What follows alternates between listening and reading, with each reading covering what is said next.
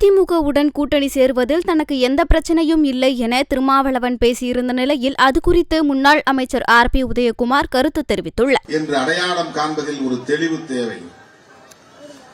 கொள்கை அடிப்படையில் நம்முடைய பகைவர்கள் யார் என்பதை முடிவு செய்வதில் ஒரு துணிவு தேவை. அதனால்தான் வெளிப்படையாக முடிவெடுத்து சொல்றோம்.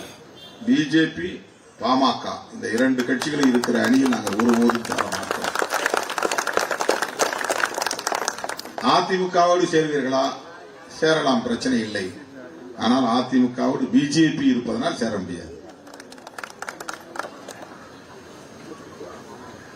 நீங்க இப்படி கதவெல்லாம் சாத்திட்டீங்கன்னா உங்களுக்கு என்ன ஆஃபர் வரும், என்ன உங்களுக்கு பயன் கிடைக்கும்?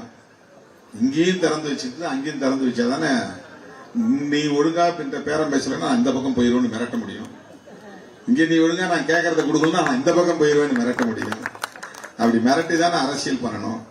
அப்படி ஒரு அரசியல் எங்களுக்கு தேவையில்லை. நாங்கள் அதுக்காக கட்சி வச்சிருக்கோம்.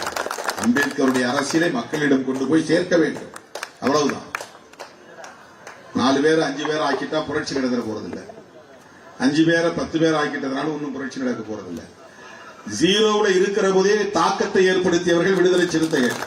ஒண்ணுமே இல்லாத போது தமிழ்நாட்டு அரசியலில் விடுதலை சிறுத்தைகள் யார் என்று திரும்பி பார்க்கக்கூடிய வகையில களமாடியவர்கள் விடுதலை சிறுத்தைகள். இன்றைக்கு எல்லா நிலைகளையும் தாண்டி வேறு வழியே இல்லாமல் திருச்சி திணறியது என்று மீடியாக்களில் எழுதக்கூடிய ஒரு கட்டாயம் ஏற்பட்டுள்ளது. திமுக அகற்றப்பட வேண்டிய ஆட்சி. புரட்சி தமிழர் எடப்பாடியார் முதலமைச்சராக வர வேண்டும் என்று இந்த தமிழ்நாட்டு மக்கள் தீர்ப்பளிப்பதற்கு தயாராக இருக்கிறார்கள்.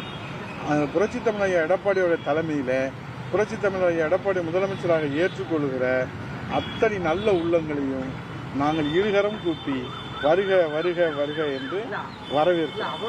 அதுல எந்த விதமான விவாதமே இல்லை. அதுல இது விவாதமே இல்லை, எந்த விவாதமும் கிடையாது. புரட்சி தமிழர் எடப்பாடியாரை முதலமைச்சராக ஏற்றுக்கொண்ட அத்தனை நல்ல உள்ளங்களையும் நாங்கள் இருகரம் கூப்பி ஒவ்வொரு தொண்டனும் ஏன்னா ஒரே இலக்கு, திமுக அகற்றப்பட வேண்டும். புரட்சி தமிழர் எடப்பாடியார் தலைமையிலும் அம்மாவின் ஆட்சி, புரட்சி தலைவர் எம்ஜிஆரின் ஆட்சி இன்றைக்கு அமையணுன்றது மக்கள் தீர்ப்பளிக்க காத்து கொண்டிருக்கிறாங்க. ஆகவே அதில் புரிந்தவர்கள், தெரிந்தவர்கள், அறிந்தவர்கள், எல்லாம் புரிந்தவர்கள், எல்லாம் தெரிந்தவர்கள் எல்லாம் இன்றைக்கு அந்த நிலைப்பாட்டிலே உறுதியாக இருப்பவர்கள் எல்லாம் புரட்சி தமிழர் எடப்பாடியோட தலைமையிலே அணிவகுத்து வருகிறார்கள். இனி போக போக நீங்கள் விரும்புகிற அந்த நிகழ்வுகள்லாம் தெரியும். நன்றி.